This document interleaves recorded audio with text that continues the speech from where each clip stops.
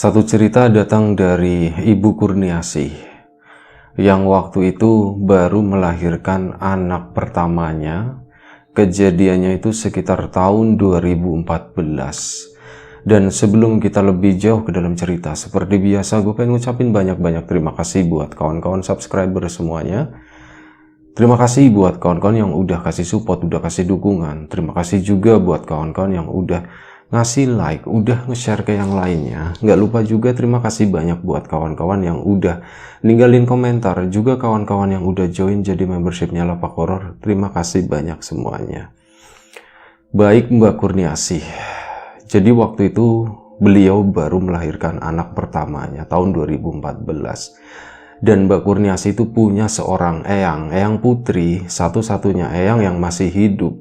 Kakek, neneknya yang lain itu udah pada meninggal semuanya, itu yang terakhir. Dan waktu itu ngebet banget, aku mau nengokin cucuku yang baru ngelahirin, katanya seperti itu. Awalnya kan udah tua gitu kan, nanti kenapa-napa lagi. Kebetulan waktu itu tempat tinggalnya juga memang jauh di luar kota, tapi yang namanya orang tua itu ya udah punya keinginan, ya harus gitu ngomong terus setiap hari. Sampai akhirnya 3 hari kemudian eyang putrinya pun keinginannya dikabulin sama budenya Mbak Kurniasih tersebut. Namanya ini Mbah Wati ya, nama eyang putrinya itu. Nama mbahnya gitu, sorry agak belibet, itu namanya Mbah Wati. Akhirnya Mbah Wati pun diantar sama budenya ke sana nengokin Mbak Kurni tadi ya, Ibu Kurni yang baru melahirkan. Wah, alhamdulillah gede gitu anakmu gede, seger, sehat. Kamu juga gimana? Udah enakan badannya? Ya Mbah masih begini Mbah, namanya orang juga baru melahirkan, kata Mbak Kurni. Ya sudah, pokoknya begini ya, orang habis melahirkan bayinya masih kecil itu nggak boleh begini, nggak boleh begitu. Udah mulai banyak wejangan-wejangan dari eyang putrinya itu. Mbah Wati tiap hari ada aja pokoknya kesalahannya Mbak Kurni itu. Nggak boleh begitu Pak Mali, katanya. Nggak boleh begitu, ini kalau mau tidur itu begini, anak bayi itu nggak boleh begitu. Banyak lah kawan-kawan juga mungkin ibu-ibu terutama yang pernah mengalami melahirkan atau punya anak bayi, mungkin dapat wejangan-wejangan seperti itu dari orang tua. Kayak gitu, bawel banget kan. Ini Mbah bawel banget sih Mbah, kata si Mbak Kurni waktu itu. Iya aku tahu Mbah ini tapi ya cuman gini doang nggak apa-apa. Tetap aja nggak boleh. Pokoknya setiap hari itu selalu ada aja keributan semacam itu. Nah, awalnya rencananya Mbah Wati itu mau menginap di sana kurang lebih sekitar 3 hari waktu itu. Jadi udah bilang sama budenya, aku mboyo arep nginep neng kono, aku tuh pengen nginep di sana. Telung dino aja katanya, 3 hari aja. Ternyata betah si Mbah Wati itu. Jadi udah 3 hari Mbah, ayo Mbah mulai enggak, katanya. Udah aku mau sih masih mau di sini. Aku lagi seneng karo iki karo cicitku, katanya. Ini apa mulai ngegendong-gendong gitu ya, meskipun Mbak Kurni juga sebenarnya nggak khawatir. Ini Mbah Wati udah tua, nanti takutnya nggak kuat, meleset atau salah lihat atau gimana gitu. Tapi ya ternyata enggak, alhamdulillah itu dikasih selamat. Sampai begini, kurang lebih sekitar 1 minggu. Mbah Wati itu sikapnya agak sedikit aneh waktu itu. Jadi sering ngomong, yaitu tadi menyalahkan ya ngomongnya. Cuk gitu kan, jangan di situ, maghrib katanya. Udah surup begini, udah gelap, masuk sini. Itu maghrib ya. Asar pun dibilangin, padahal Mbak Kurni sendiri tuh nggak ngerasa kalau dia itu ngapa-ngapain. Dia tuh cuman denger doang. Itu Mbah Wati tuh ngomong sama siapa sih? Dia itu keluar, misal keluar nengokin sengaja ke teras begitu ya. Itu terus bilangnya begitu. Melebu katanya begitu. Udah sore, masuk, jangan di luar terus, bahaya katanya.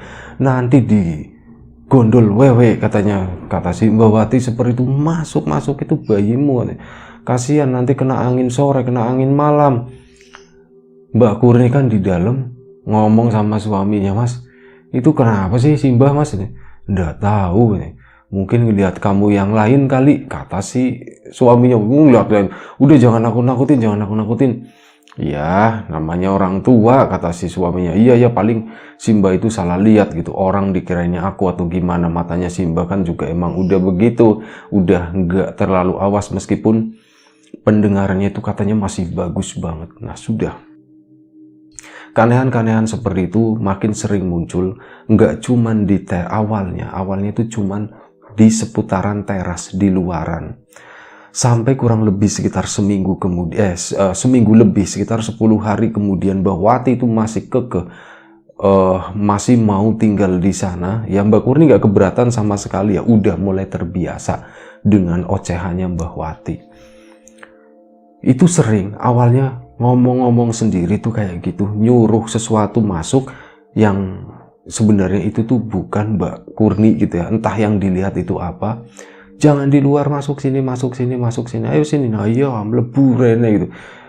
Sampai itu tadi Mbak Kurni itu sadar gitu dengan apa yang diomongin Mbak Wati. Jadi ini jangan-jangan Mbak Wati itu ngelihat sesuatu di luar terus disuruh masuk, dan sesuatu itu mau masuk ke dalam. Ya iya masuk sini, jangan di luar, nanti kena angin, kata Mbak Wati. Seperti Mbak Kurni kan jadi, Mas kok aku lama-lama jadi serem ya, cerita ke suaminya.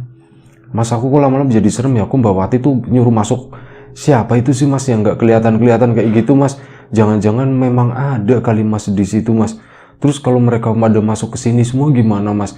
Udah nggak usah dipikirin, katanya. Udah biarin aja, santai aja, kata suaminya. Tetap bilangnya begitu.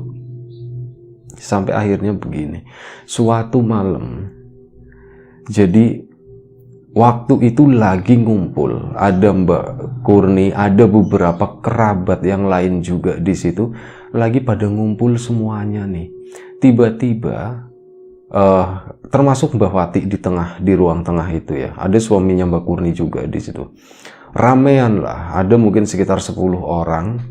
Tiba-tiba Mbak Wati itu keluar, bilangnya gerah, katanya sumuk, panas, yaitu gerah apa namanya hawanya. Mbak Wati pun jalan utuk-utuk keluar sendirian. Pegangan pintunya kan dibuka biar nggak ngap gitu ya. Ini pegangan pintu, tengok, diem aja. Masuk lagi, nanyain loh, Watinya kemana? Watinya lagi nyusuin bayi. Oh cuman gitu doang, duduk lagi di sana, ikutan ngobrol, ditanggap gitu, cerita, Mbah dulu gimana, Mbah begini, walah dulu tuh begini, cerita seperti itu. Sampai akhirnya apa, kegerahan lagi, Mbah Wati pun keluar lagi ke sana. Begitu keluar, waktu itu udah cukup malam, sekitar jam 9 malam. Mbak Kurni sendiri itu udah di kamar lagi nyusuin, udah capek gitu ya. Mbak Kurni juga mungkin udah setengah tidur waktu itu. Mbak Wati keluar, pegangan pintu, bingkainya pintu biasa di situ. Tengok, sampai akhirnya apa, Mbak Wati itu kelihatan dari ruang tengah itu keluar sedikit, duduk di sana di teras, duduk sendirian gitu kan, nggak ada suara, nggak ada apa. Tiba-tiba ngomong, udah malam, jangan di situ, sini masuk. Dibilangin tak kandani, katanya. Kok nggak percaya, emang angel, emang susah anak sekarang itu, dibilangin kok kayak ngeyel terus, kata si Mbah Wati. Sini dang, mlebu, ayo cepet masuk sini, masuk, jangan di luar. Bayi masih kecil kok taruh di luar begitu, nanti kalau masuk angin gimana? Ayo sini. Jadi itu sosok yang ada di luar sana, yang kata Mbah Wati itu lagi ngegendong bayi, itu diem aja. Ditanya sama Mbah Wati, cuma nengai, ayo cepet, jangan diem aja, ayo cepet bangun, masuk sini bangun. Nyampe dijewer, kata si Mbah Wati itu, sampai dijewer dan ditarik si perempuan tadi. Ayo cepet ndang mlebu. Akhirnya apa sih, perempuan itu pun bangun, ditarik sama Mbak Wati. Ayo masuk. Begitu sampai begitu sampai pintu itu yang ada di ruang tengah, tuh pada lompat semuanya. Wah, katanya Mbak Wati, itu apa, dibawa masuk ke sini. Jadi yang ditarik sama Mbak Wati, yang disuruh masuk sama Mbak Wati itu bukan Mbak Kurni. Itu adalah, mohon maaf ya, mungkin ini cuman perkiraan doang, wujudnya itu sosok perempuan, rambutnya itu panjang, gede begini, bawa gendongan bayi, semuanya itu warnanya putih, cuman memang kayak ada bercak-bercak coklat, agak kotor gitu ya. Mungkin itu tuh sundel bolong atau apa, mungkin menurutnya Mbak Kurniasih itu seperti itu. Yang digandeng sama Mbak Wati itu sosok sundel bolong tadi sambil gini. Ini kan mukanya awalnya cuman ngeliatin bayinya begitu kan. Kalau kata suaminya Mbak Kurniasih yang ngelihat waktu itu, si sosok perempuan itu mungkin kayak di film-film ya, bagian matanya itu agak sedikit hitam dan matanya itu melotot begini, seolah-olah kayak nggak punya ini loh, penutup mata nih, nggak ada kulit itunya, itu matanya benar-benar melotot begini ngeliatin si bayinya. Begitu itu orang-orang pada ngejerit semuanya, si perempuan itu nengok ngelihat ke arah mereka tambah ketakutan gitu kan. Bayinya tetap aja dipegangin. Mbak Watinya bingung, loh kok malah udah melayu, kok malah pada lari. Ayo lungguh kene aja ning jopo, duduk di sini, jangan di luar. Si perempuan itu, mereka udah pada pergi semuanya. Nah, si perempuan itu tuh duduk di ruang tamu, di Mbak Watinya masuk ke dalam. Ini kenapa pada lari semuanya, ada apa, kata Mbak Wati. Mbak Wati juga bingung, tampak kebingungan waktu itu. Dicariin orang-orang, suaminya Mbak Kurni udah masuk ke rumah, masuk ke kamar, sisanya itu pada masuk ke area dapur sana.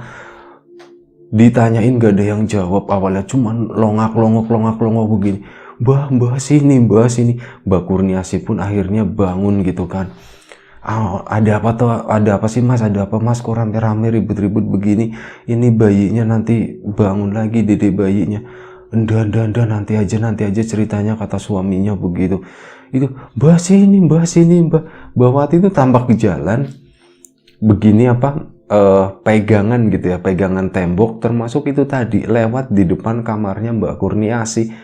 Loh Mbak Wati emang kenapa sih mas itu? Si Mbak Wati tuh ngelongok begini, lah iya di dalam aja, jangan di luar, kata si Mbak Wati gitu ya. Mbak Kurni kan makin bingung, maksudnya gimana, orang dari tadi aku nggak keluar ya mas ya. Iya ceritanya panjang, kata suami. Udah kamu tenang aja, biarin aja. Suaminya itu mau pergi waktu itu rasanya was-was. Enggak lah, aku kalau misal bangun ngurusin Mbak Wati dan yang lain-lain, ini Kurni sama anakku sama bayiku tak tinggal sendirian, aku nggak tega, jangan-jangan makhluk itu tuh masuk ke sini. Tapi waktu itu belum diceritain ke Mbak Kurniasih. Sampai akhirnya dari area belakang itu kedengeran orang-orang saudara-saudara itu ngobrol sama Mbak Wati. Mbak itu tuh bukan Kurni, yang dibawa masuk itu bukan. Lah bukan Kurni gimana, orang itu putuku kok si Kurniasih, kata si Mbak Watinya begitu. Mbak bukan, itu sundel bolong Mbak, kata si salah satu suara dari situ tuh ngomong gitu. Lah opo iyo, katanya, masa ada sundel bolong? Dibantah, maksudnya begini, Mbak Wati kan selalu bilang jangan di luar, nanti ada memedi, nanti ada setan atau apa. Ini malah ngomongnya kayak gitu, mana ada sundel bolong, katanya. Lah Mbah, kalau di luar nggak ada sundel bolong, ngapain kalau orang hamil itu dibawelin disuruh masuk?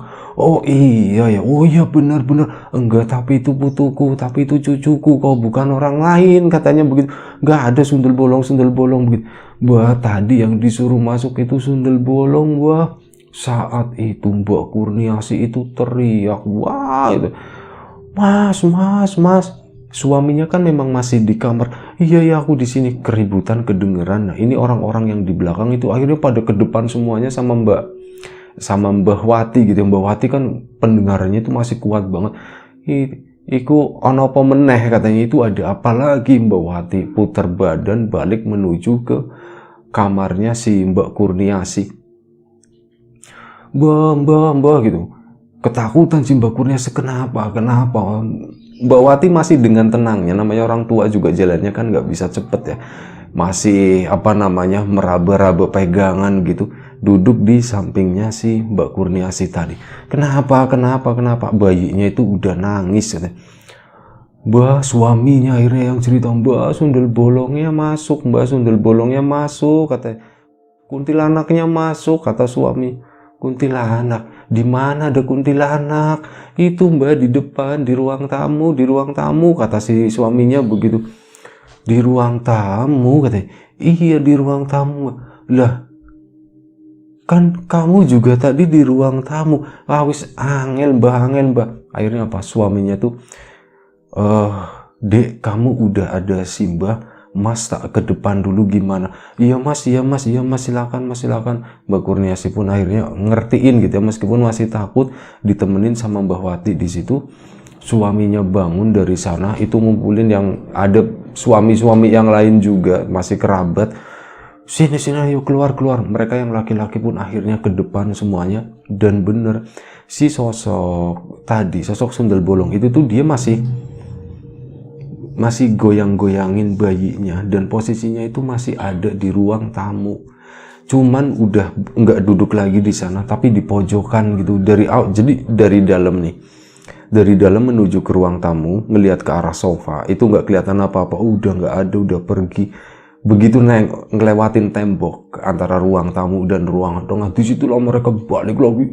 Astagfirullahaladzim, masih ada. Balik lagi ke ruang tengah. Ini yang perempuan itu di bagian ruang belakang akhirnya pindah ke kamarnya si Mbak Kurni, semuanya ngumpul berjubel di sana. Nah ini yang laki-laki semuanya, ayo baca doa sebisanya kayak gitu. Akhirnya pada baca doa begitu, yang nggak terjadi apa-apa, nggak ada yang jerang kayak semuanya diem aja. Masih ada nggak ya mas? Akhirnya dilongok ke depan. Udah nggak ada, kata si salah satu di situ ya, yang paling berani lah, yang datang yang jalannya itu duluan. Udah nggak ada mas. Oh ya sudah, tutup pintunya. Akhirnya ditutup pintunya. Nah malam itu, yang tadinya rencananya kan cuman mau main doang, dan waktu itu jam 9, itu katanya sebentar lagi mau pulang. Gara-gara ada kejadian itu, mereka tuh nggak jadi pulang. Mereka tuh semuanya nginep di rumahnya Mbak Kurniasih. Mbak Kurniasih juga seneng. Ya Allah, baru pertama kali aku ngelihat seperti itu, dan alhamdulillah kalian gak usah pulang, di sini aja, jadi aku ada temennya. Ini mereka juga takut buat pulang setelah ngelihat kayak gitu. Jangan-jangan nanti di jalan ada ketemu beginian, yang pada trauma lah, terutama ibu-ibunya. Udah mas, kita nginep di sini aja. Akhirnya nginep di situ, pada gelaran di ruang tengah di situ ya. Mbak Kurniasih tetap tidur di kamarnya sama bayinya, ditemenin sama Mbah Wati. Mbak Kurniasih akhirnya nanya sama suaminya, juga nanya ke Mbah Wati, Mbah, sebenarnya apa sih Mbah tadi, Mbah? Apa gimana, kata. Ya itu sih Mbah, yang disuruh masuk dari depan itu ke sini itu apa, Mbah? Ya itu kamu, Kurni, katanya. Masa Mbah, nggak salah lihat? Enggak, kata si Mbak Kurniasih. Tetap dia itu Kurniasih yang ada di depan. Aku suruh masuk, intinya seperti itu. Dia itu si Mbah Asih itu nggak ngeliat kuntilanak atau apa, padahal sundel bolong atau apa, padahal digandeng itu sosok itunya. Tapi Mbak Watinya itu tetap mempertahankan itu ya. Enggak, aku tetap lihatnya itu kamu, aku lihatnya kamu. Malam itu pun selesai. Keesokan paginya baru pada pulang selepas sholat subuh. Wah, ngeri pokoknya bilangnya begitu. Mbak Kurniasih kan setelah ada insiden kayak gitu tuh jadi agak sedikit takut gimana gitu ya.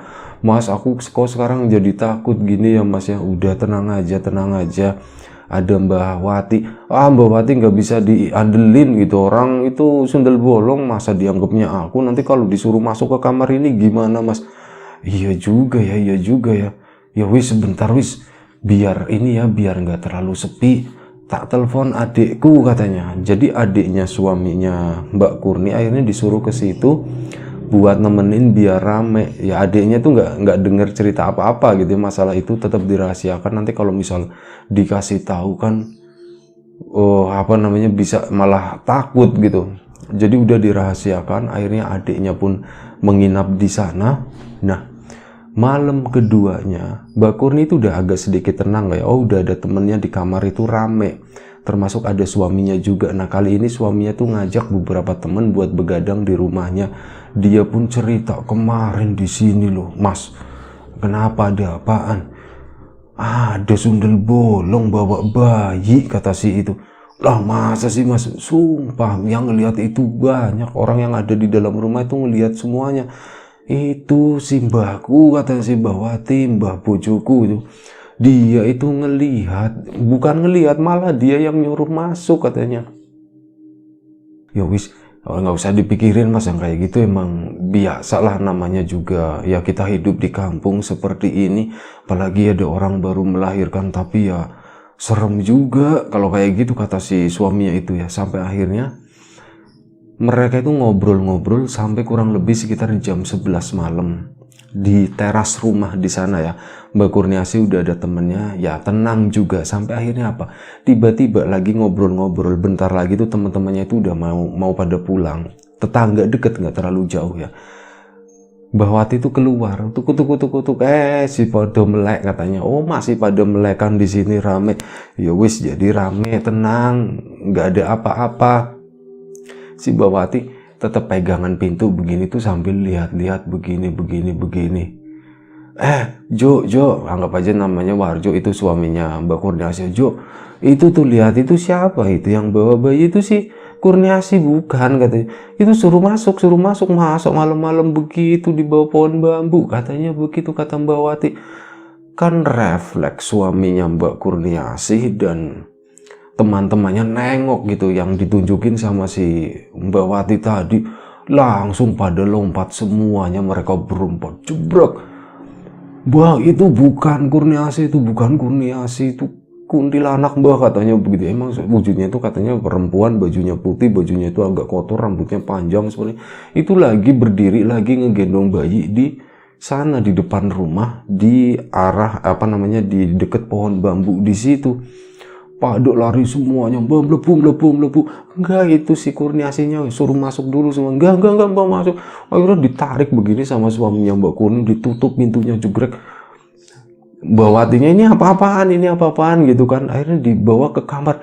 Itu Kurniasi, mbak, itu Kurniasi. Lah itu yang di depan siapa? Kok sama bajunya, mukanya kok sama dengan yang di depan, katanya. Dalam hati suaminya, sama apaan, orang beda banget, itu yang di luaran itu serem. Nah dari situ mereka yang ada di sana berakhirnya menyimpulkan, berarti yang dilihat sama Mbah Wati itu malam itu yang ada di depan memang menyerupai Mbak Kurni. Sementara orang lain itu ngelihatnya sosok itu tadi, sosok sundel bolong. Sementara Mbah Wati itu ngelihatnya adalah sosok Mbak Kurniasi. Makanya disuruh masuk terus, masuk, termasuk tadi sewaktu di bawah pohon bambu itu. Nah udah akhirnya malam itu keluarganya Mbak Kurniasi juga makin waspada, jangan sampai ini masuk lagi. Mbah Wati pun akhirnya dikasih tahu, Mbah, jadi begini Mbah, kemarin itu ada kejadian begini. Udah nuwun sewu ya Mbah, nggak usah ngeyel, kali ini nurut aja, percaya aja. Karena dikeroyok sama banyak orang, termasuk saudara-saudaranya yang waktu itu juga ngelihat. Akhirnya Mbah Wati pun, oh ngono, kayak bilangnya begitu, intinya kayak udah setuju. Oh jadi begitu ceritanya. Iya Mbah, makanya Mbah, ya Mbah ya kalau udah ngeliat Kurniasi di depan itu nggak usah disuruh masuk Mbah. Kurniasi itu udah tahu dia itu nggak mungkin keluar sore-sore, nggak mungkin keluar malam-malam, apalagi bawa bayinya. Duduk di teras sendirian atau di bawah pohon bambu itu nggak bakalan Mbah, katanya. Oh yo. Semenjak hari itu akhirnya si Mbah Wati pun udah jarang gitu ya, udah jarang ngasih tahu di sana itu Kurniasi suruh masuk, sampai suatu malam lagi.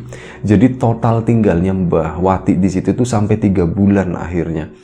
Nah itu di suatu malam itu Mbah Wati kayak gitu lagi, tapi makin jarang gitu. Intinya begini, itu Kurniasi bukan, katanya. Bukan Mbah gitu, dari dalam itu udah ada yang nyautin, si sundel bolong itu setan ya, gitu, setan. Ya wis, ojo mlebu, kata si Mbah Wati begitu. Mbah Watinya pun masuk, pintunya ditutup grep. Jadi kayak gitu belakangan, oh itu bukan Kurniasi, katanya. Kok sama ya, kok mirip kayak Kurniasi, tetap aja bilangnya seperti itu. Jadi ya sudah, alhamdulillah semenjak hari itu yang namanya teror tadi itu udah nggak pernah masuk lagi ke rumah, dan udah nggak pernah ada yang ngelihat kecuali Mbah Wati. Mbah Wati itu tadi masih beberapa kali ngelihat sosok yang menyerupai sosok sundel bolong tadi ya, yang bawa bayi itu masih beberapa kali ngelihat itu. Dan ya tetap dikomunikasikan, disampaikan ke Mbak Kurni dan keluarganya, tapi itu tadi Mbah Watinya kayaknya udah ngerti, ya wis lah, udah jangan masuk di situ aja katanya begitu. Sampai 3 bulan akhirnya Mbah Wati pun pulang ke rumah budeknya Mbak Kurniasih. Dan ya Mbak Kurniasih alhamdulillah semenjak itu tuh udah nggak ada gangguan apa-apa lagi. Baik, terima kasih. Itulah salah satu cerita dari Mbak Kurniasih yang waktu itu tahun 2014 itu baru melahirkan anak pertama. Mohon maaf misal ada sesuatu yang nggak berkenan di mata, di hati, di telinga kawan-kawan semuanya, mohon dimaafkan. Siapapun itu, semoga kita selalu diberi kemudahan dalam hal apapun, termasuk kemudahan dalam hal rezeki. Siapapun sekarang yang lagi sakit, semoga segera diberi kesembuhan. Siapapun sekarang yang masih sehat, semoga tetap dijaga kesehatannya. Sampai jumpa di episode selanjutnya Lapak Horor. Jaga kesehatan kawan-kawan semuanya. Assalamualaikum warahmatullahi wabarakatuh.